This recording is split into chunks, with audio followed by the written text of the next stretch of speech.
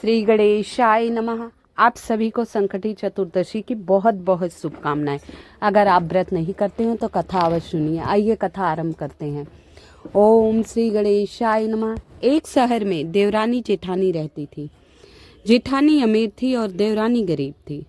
देवरानी गणेश जी की भक्ति थी। देवरानी का पति जंगल से लकड़ी काट कर बेचता था, अक्सर बीमार रहता था। देवरानी जेठानी के घर जाकर सारा काम किया करती बेचारी, और बदले में जेठानी उसको बचा हुआ खाना दे देती और पुराने कपड़े वो ले भी लेती। बेचारी क्या करती, उसी से उसका परिवार चल रहा था। जो कपड़े लाती उसके बच्चे और पति पहनते वो पहनती, और जो बचा हुआ खाना लाती वो स्वयं भी खाती, बच्चों को खिलाती। ऐसे ही दिन चल रहा था। इसी से देवरानी का परिवार भी चल रहा था। अब माघ महीने में देवरानी ने तिल चौथ का व्रत किया।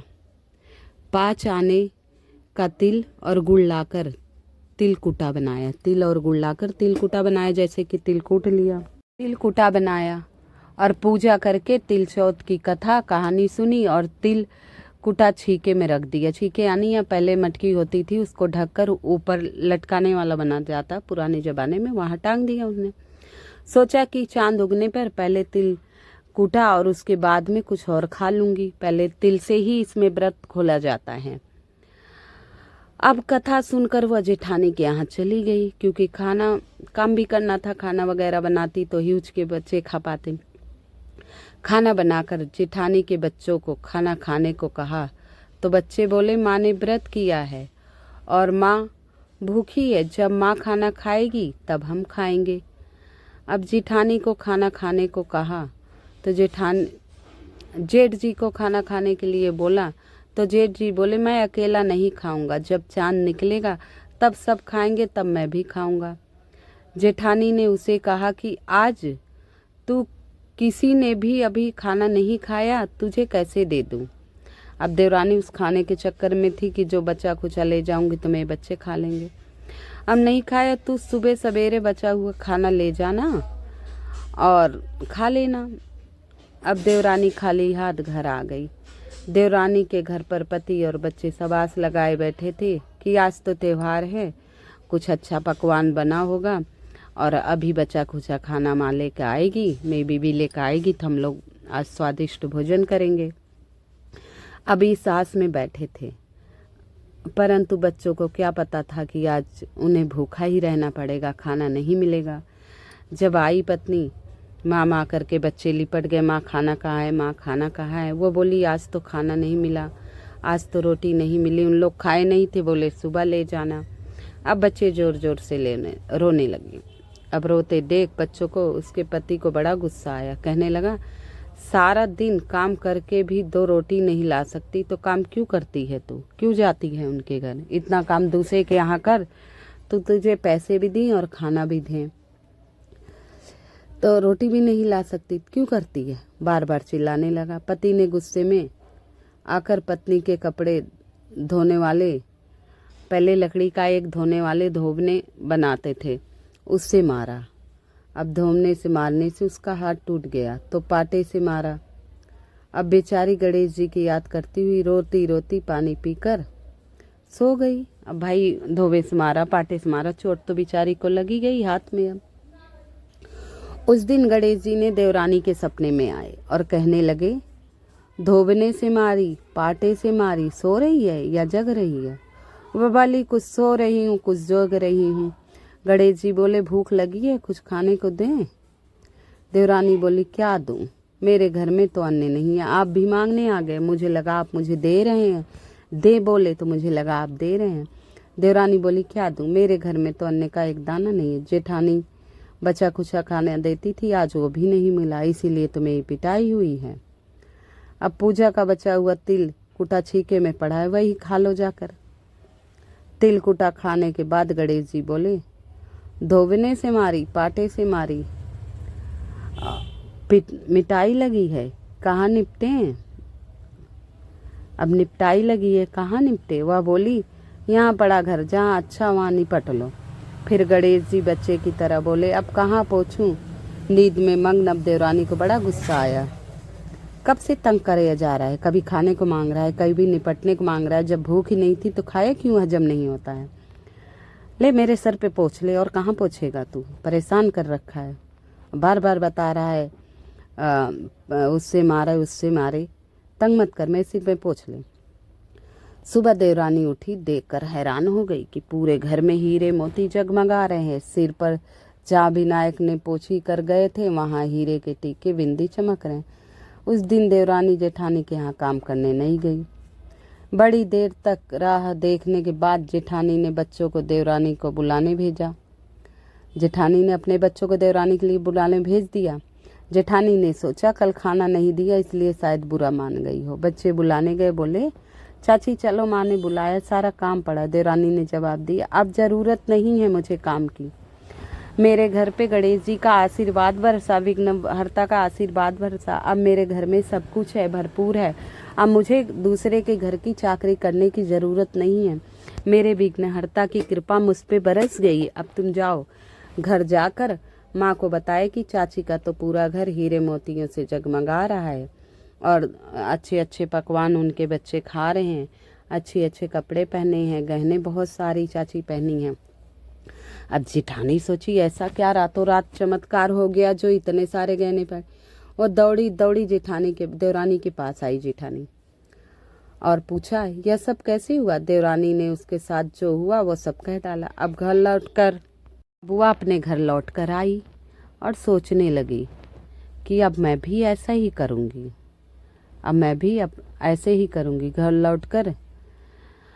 घर लौटकर जेठानी ने अपने पति से कहा आप मुझे धोबने और पाटे से मारो। उसका पति बोला ए भली मानस, मैंने कभी तुझ पर हाथ तो उठाया नहीं, आज कैसे तुझे पीटूं और क्यों पीटूं तुझे।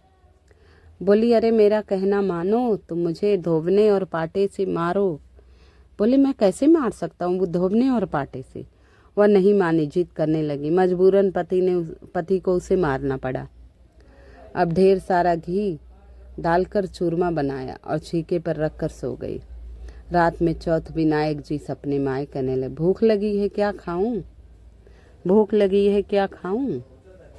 जेठानी ने कहा हे गणेश जी महाराज। जेठानी ने कहा हे गणेश जी, तो मेरी देवरानी के यहाँ तो आपने सूखा तिल कुटा खाया था और मैंने तो झड़ते घी का चूरमा बनाकर आपके लिए छीके में रखा है। फल और मेवे भी रखे, जो चाहे खा लीजिए।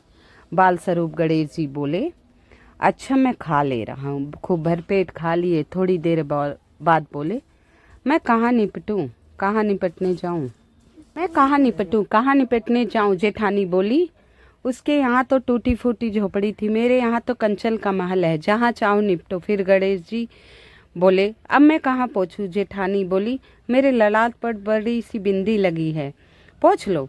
धन की भूखी जेठानी जब सुबह उठी, सुबह बहुत जल्दी उठी क्योंकि उसे देखना था मेरा घर हीरे मोतियों से भर गया कि नहीं। बहुत जल्दी उठी। अब देखा तो चारों तरफ बड़ा बुरा हाल था भाई। तेज बदबू आ रही थी, पूरे घर में गंदगी फैली हुई थी, बदबू ही बदबू। उसके सिर पर बहुत गंदगी लगी थी। उसने कहा हे गणेश जी महाराज ये आपने क्या किया। मेरी जेठानी के यहाँ पर तो ऐसे बरसे और मेरे यहाँ ये। मुझे से रोटे देवरानी पर टूटे, आखिर क्यों।